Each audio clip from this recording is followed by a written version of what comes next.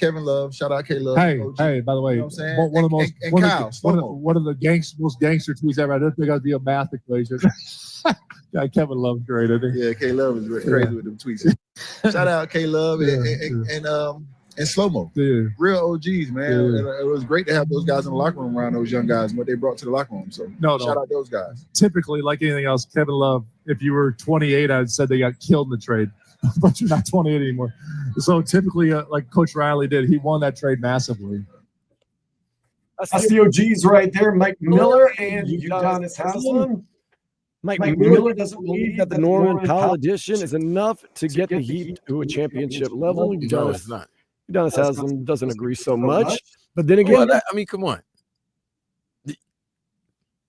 UD's not going to say anything negative about the Heat, so let's keep it. Well, he's kind of working. He's kind of working with them. He's not going to right. So if you bring in a player, you trade for a player, you're not going to say that player doesn't, give you a chance to win a title. That's always been the mindset of the Miami Heat. It makes your roster better. It improves your roster, but you're not better. I still don't think you're at the level where the Knicks or the Cavs, and that's really pretty much it. We can get into that, but they also, another nugget in there is that Pat Riley's not done. You're never done as a general manager of a basketball team, hopefully. First of all, that's an agent. Mike Miller's talking as an agent, so unless he knows something, maybe Pat's been talking to some of the players that he represents. You could say that you don't know what's going to happen. And the season doesn't begin until October. And a lot of trades happen towards some of the big trades that happened last year before the season. I saw it happen 3 days before training camp for the NBA. I just don't know exactly who's all out there. The only person that's out there that can change matters is Giannis. And I don't think he's going anywhere. And I've said this, I don't think he's going anywhere unless he makes a big stink about it. But if you look at the East is you can win the East. You don't want to leave the East. You want to stay in the East. And I'll go through the lineup that I think is good enough to possibly get to an Eastern Conference Finals.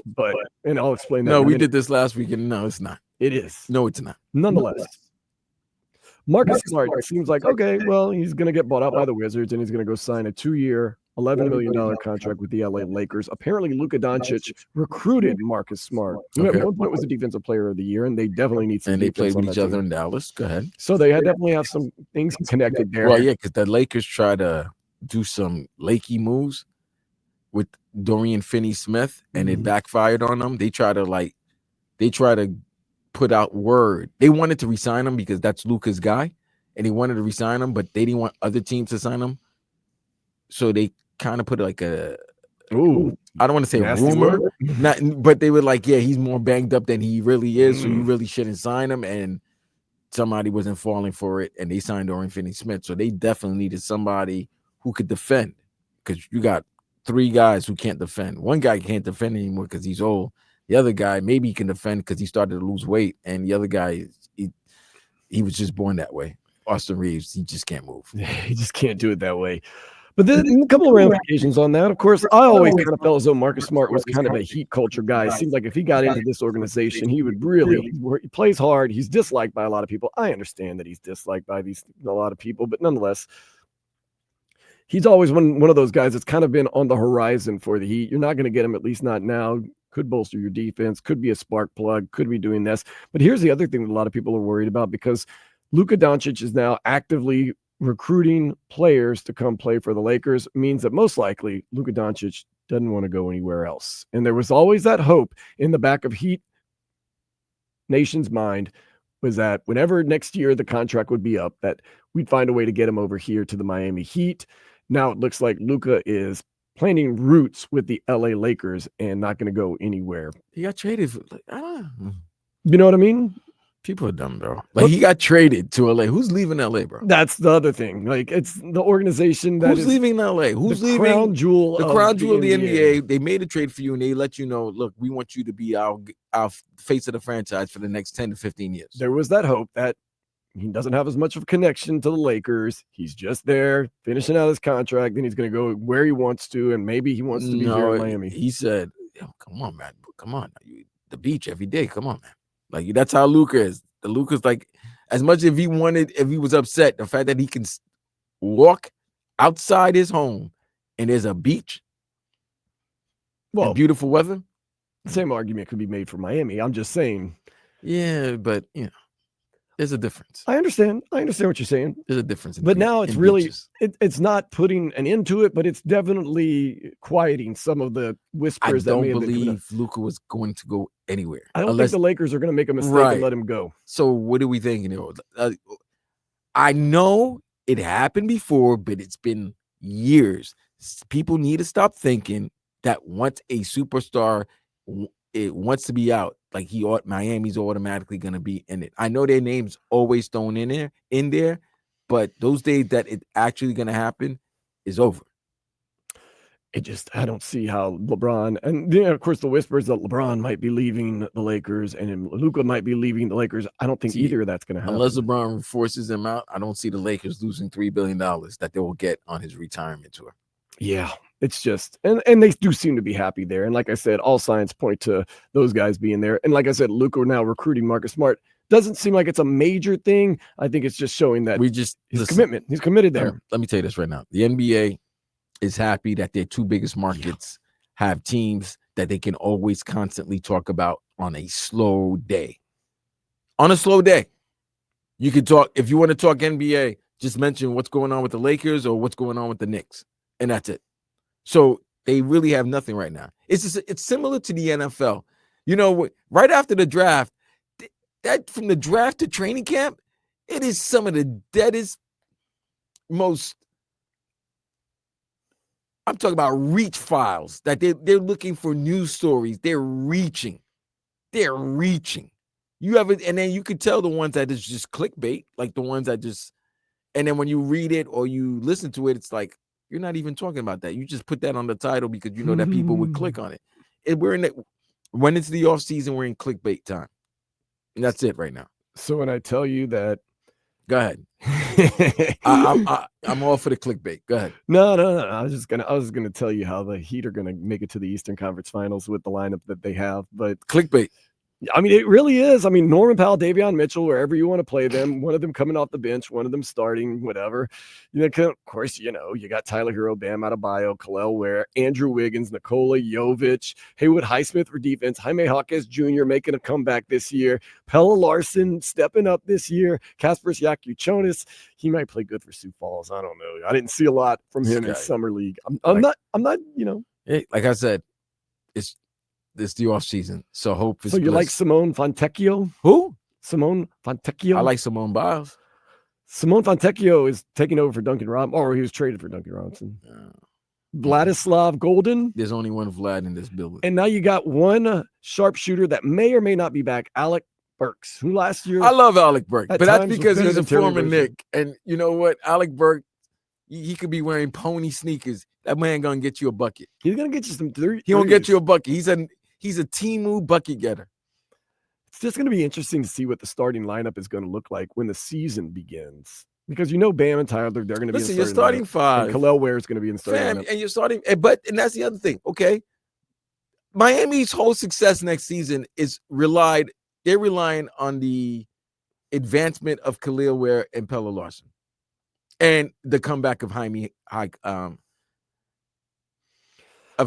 comeback of Jaime. That's scary that you just now maybe pointed out that that's Heat season. The Heat season really relies on Kel'el Ware. The Heat, it really does rely on Kel'el Ware. Oh, that's why I think Spo like was because if he becomes what they think he can be, or they want him to, or be. he shows like a gradual maturity and in his body physically and in his mental, because that was the other thing. Like he's not. They were getting on him because they want him to be physical. Did you notice, Vlad, after he got called out by Spo back to 20-point games? Yeah, but that's what they wanted to see from him. That's like, what I think. Yeah. Remember we talked about this. Like, dude, they just won a 20-10 game and be like, all right, you got 20 and 10. We could sit your ass down. You can go out there and just. But you weren't doing that. Like, no pick like yourself, a former first round pick, to be middling in summer league. Not even middling, but playing 4 games in 2 different states. Either you busted ass in California, they would have never seen you in Vegas. Yep. Or maybe 1 game in Vegas. You bust one, that would have been it.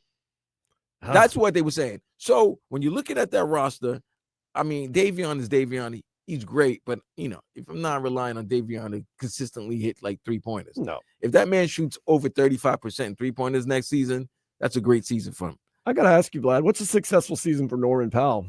I told you, Norman Powell, you could pencil 17? that in 17.8. 17. If he scores 17, I'm happy. 17 to 19. He might even, depending on how good he's really going, might be 20. You might have a backcourt of 20 points, and I think he's starting. Okay. I think Davion is coming off the bench. You think Davion's coming off the bench Yes. as a spark plug? But then again, if you can have a guy, and once again, I trust Spo knows what he's doing. Norman Powell, that can kind of do what Tyler Hero did a couple years ago when he won the Because he wants that money, bro. You get starting minutes, but you get He wants that money. spark plug off the bench. Yeah, but you want that next bag. That's you want true. that shooting And, guard. You want that starting shooting guard bag. He's in a contract. Yeah. That's right. Yeah, he's on the last year of his deal. Yeah. That's why he came. That's not why he came to Miami. That's because Clippers weren't going to trade him. I mean, pay him. Clippers were not going to pay him. Right. The money that he was going to make, they'd rather pay Bradley Beal because they could get Bradley Beal off the cheap because Bradley Beal's getting paid by the Phoenix Suns, and he's going to make $107 million next season. It's deferred a little bit, but yeah, No, he's making $107 million. No, I thought that he said that they're going to defer. Oh, they're deferring, but he's making $107 million next season. He's going to make serious. He's going to be he's probably going to, you know what? Let me say, he's probably going to make like $70 to $80 million next season. Yeah. He's going to be making it. He's going to make like $70, $80 million. Still, Damian Lillard's got the best deal. He's making $70 million to do rehab next year. God, ain't that luck? Because he did right by Portland. Portland did right by him. But no, that's not a joke, Vlad. He's making no, he is. That's what I'm $70 saying. No, just to rehab, just to not chill. Even making jokes. I'm limping. I'm chilling. Matter of fact, I'm rehabbing in Miami. Should have never left. I'm rehabbing in Miami. Yes. It all. You know what? He really thought it was going to work out by him coming here to Miami. We thought it was going to work out. It worked out great for Mitch Cronin. Yeah. Give it shout out to Cronin because he played the game and he played the game right. While everybody was hating on him, calling him every nickname in the book, every bad name, that man got the player that he wanted. And he still get to keep the legend. He got the legend back. He endeared himself to the fan base by not giving in and letting Pat Riley, quote unquote, the big market take the little bully market. Him. Yeah. He didn't get bullied by old Riles. He did the quick rebuild. The team seems to be young and on the up in the West, although the West is complicated. You get Damian Lillard back, who is got the key to the city. His family lives there. He's going to retire there. And then you get Drew Holiday, and you can do whatever you want with Drew Holiday. And you got rid of Anthony Simons. Yeah, because you were going to have to pay him. They know what they're doing. That's why everybody's getting paid early. They're just avoiding that. They rather do they rather waive you and do the buyout. That's early. That's the new move. That's the move early so that you're not caught in the second apron. That damn apron. It'll get you. Man. Look what the Boston Celtics did. Boston Celtics just liquidated. They liquidated. Guess what's happening now? After next season, after the 25-26 season, guess who's $25 million over the second apron? Who is it? The OKC Thunder. Oh, they don't care right now. They signed their big three, all locked in for the next 5 years. That's why you got to give Sam Presti credit. And they know the salary cap will go up. They got a closet full of picks. When I'm talking about a closet, I'm talking about a big mansion closet full of picks. They just took bad contract after bad contract after bad contract. They got a closet where, they got a wifey closet. One closet for shoes, one closet for dresses, gowns, business attire, all of that. They did everything the Philadelphia 76ers. Nothing but picks. They did everything the Philadelphia 76ers wanted to do, but they did it the right way. Right. They got nothing but picks so that they can I guess fight through the second apron. So that would be smart. So he also are probably doing the same thing. That's why they probably are trying to get guys who are good that are on the last year of their contract, because the 26 season should be a good free agency market. They want some maneuverability. They want to have flexibility for them to maneuver. But if you're looking at the starting lineup, Tyler and Bam are obviously a 1-2. Right, Wiggins is there. We know Wiggins is going to be there, as at least that's what they stated. They said the season will start with So Wiggins is either playing your 2 or he's your 3. He's your 3. So now it's between Davion, Norman Powell, and it's between Davion and Norman Powell for the 2, and it's between Nico, Kel'el, and Kel'el Ware to be alongside Bam.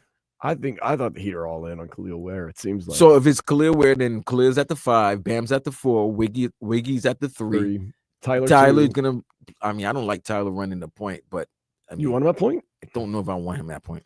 I thought you were on him at 2, and then you were in either Davion or Norman Powell at 1. But Norman Powell's not a 1. He's more of a shooting guard. He's a shooting guard. So that's why you might have to bring him off the bench. Davion's not really a 1 either. Well, you know what? You got to do what you got to do. You don't have a point guard, which has always been the problem. We got Terry Rozier. And his gambling problems. And possibly going to jail. Yeah, I don't know. We'll see. You know, innocent until proven guilty in this country. I mean, that is, you got weapons, you got shooters, and Powell. If Powell was your 2 and Hero's your 1, and you Alec got Burks shooters. can come in and score some points. Alec, don't listen. Just a spark plug. Listen, Alec Burks. He's also might not be on the team next year, but we'll keep that in mind. Alec Burks is not on your roster. Cool. All right, now what's your bench? Pele, Jaime, Jovic. Yeah. Kasper Siakam, Haywood Highsmith for defense. That's not I'm not looking at an Eastern Conference final team. Drew Smith coming off of back-to-back. You may injuries. be a top 6 playoff team. You may not have to play in. Okay. Even with your lineup as of right now. You're either a 5 or 6 seed in the playoffs, or you're playing. We'll see if we can work some magic.